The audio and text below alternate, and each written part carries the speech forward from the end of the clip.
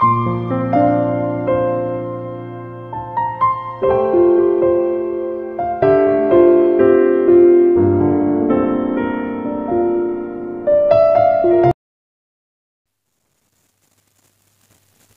Ibu, saudara-saudari, mari kita menandai diri kita dengan tanda kemenangan Kristus.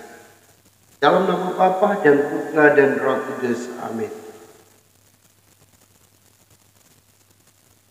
Ya Allah, Bapa yang Maha Kuasa dan Kekal, kami mengucap syukur kepadamu karena sampai hari ini Engkau selalu memelihara kami, memberi kami rahmat kesehatan, dan selalu menyertai kami dalam hidup ini. Kami percaya bahwa Engkau senantiasa melindungi kami, hingga kami masih aman sampai saat ini. Kami hendak mendengarkan firman-Mu. Kami mohon kepadamu, urapilah kami masing-masing, agar kami mampu memahami akan firman-Mu, serta melaksanakannya di dalam kehidupan kami. Bersabdalah kepada kami siap mendengarkannya. Doa ini kami sampaikan kepadamu dengan perantaran Kristus Tuhan kami. Amin. Firman Tuhan diambil dari Injil Matius bab 13 ayat 24 sampai 30. Pada suatu hari Yesus membentangkan suatu perumpamaan kepada orang banyak. Hal kerajaan surga itu seumpama orang yang menaburkan benih yang baik di ladangnya. Tetapi pada waktu semua orang tidur, datanglah musuhnya menaburkan benih lalang di antara gandum itu, lalu pergi. Ketika gandum itu tumbuh dan mulai berbulir, nampak jugalah lalang itu. Maka datanglah hamba-hamba tuan ladang itu kepadanya dan berkata, "Tuan, bukankah benih baik yang Tuan taburkan di ladang Tuan? Dari manakah lalang itu?" Jawab tuan itu, "Seorang musuh yang melakukannya." Lalu berkatalah hamba-hamba itu kepadanya, "Jadi maukah Tuan supaya kami pergi mencabut lalang itu?" Tetapi ia berkata, "Jangan, sebab mungkin gandum itu ikut tercabut pada waktu kamu mencabut lalang itu. Biarkanlah keduanya tumbuh bersama sampai waktu menuai. Pada waktu itu aku akan berkata kepada para penuai, kumpulkanlah dahulu lalang itu dan ikatlah berbekas-berkas untuk dibakar. Kemudian kumpulkanlah gandum itu ke dalam lumbungku." Demikianlah Injil Tuhan. Shalom Bapak, Ibu, saudara dan saudariku yang Tuhan Yesus kasihi. Allah selalu mengajarkan kepada setiap kita untuk melakukan kebaikan-kebaikan sesuai dengan ajarannya. Dan ini bisa diumpamakan sebagai gandum. Tetapi setan juga selalu berusaha untuk menaburkan kejahatan-kejahatan di dalam diri kita. Dan ini diibaratkan sebagai lalang. Nah, pada saat kita melakukan kebaikan sesuai dengan ajaran Tuhan itu, hendaklah kita sadar bahwa setan juga selalu mengajak kita manusia ini untuk melakukan kejahatan. Nah, sekarang pilihan ada di tangan Anda sendiri. Apakah Anda mau setia kepada Yesus, lalu terus-menerus melaksanakan kebaikan tanpa terpengaruh dengan kejahatan? Mari kita berusaha untuk selalu melakukan kebaikan.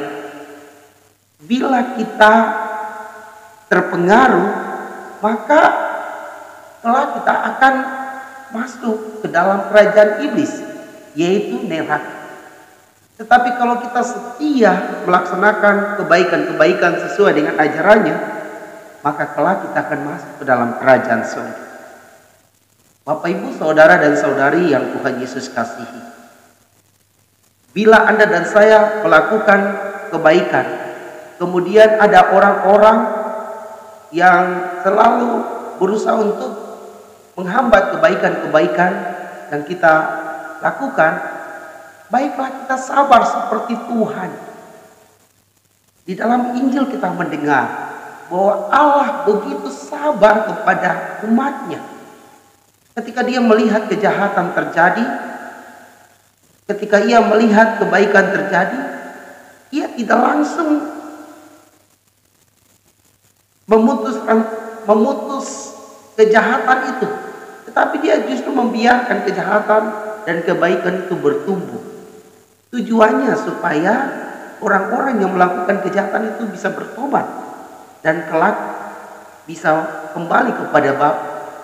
Tetapi jika orang-orang itu yang melakukan kejahatan itu tidak bertobat, maka pada saat kita kembali kepada Tuhan, pada saat eskaton itu tiba, kiamat itu tiba bagi setiap kita, maka yang jahat tentu masuk neraka, dibakar di sana. Kemudian yang baik sesuai ajaran Tuhan akan masuk ke dalam kerajaan surga. Bapak, Ibu, saudara-saudari, saya percaya setiap kita ini ingin masuk surga. Maka mari kita terus-menerus melakukan kebaikan-kebaikan di dalam hidup dan mengabaikan kejahatan yang ditawarkan oleh iblis itu, sehingga kelak Anda dan saya mengalami kebahagiaan kekal di dalam kerajaan Bapa di surga. Semoga demikian. Marilah berdoa. Allah Bapa yang Maha Kuasa, urapi kami dengan Roh Kudus, agar ketika kami melakukan kebaikan-kebaikan, kami tidak mudah tergoda dengan kejahatan-kejahatan yang ditawarkan oleh iblis kepada kami, sehingga kelak kami bisa masuk ke dalam kerajaan surga, bergabung dengan bala tentara surga, memuji dan membesarkan nama-Mu selama-lamanya. Bapa yang Maha Baik, kami berdoa bagi semua orang yang sakit, baik penyakit COVID maupun non-COVID.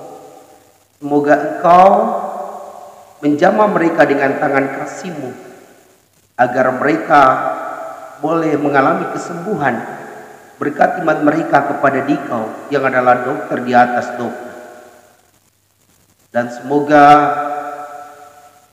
Bapak, Ibu, saudara-saudari yang telah meninggal karena COVID-19 ini, Bapa ampuni dosa mereka dan menerima mereka di dalam kerajaan Bapa di surga. Kami juga mohon perlindungan bagi umat-Mu yang saat ini masih sehat sampai sekarang.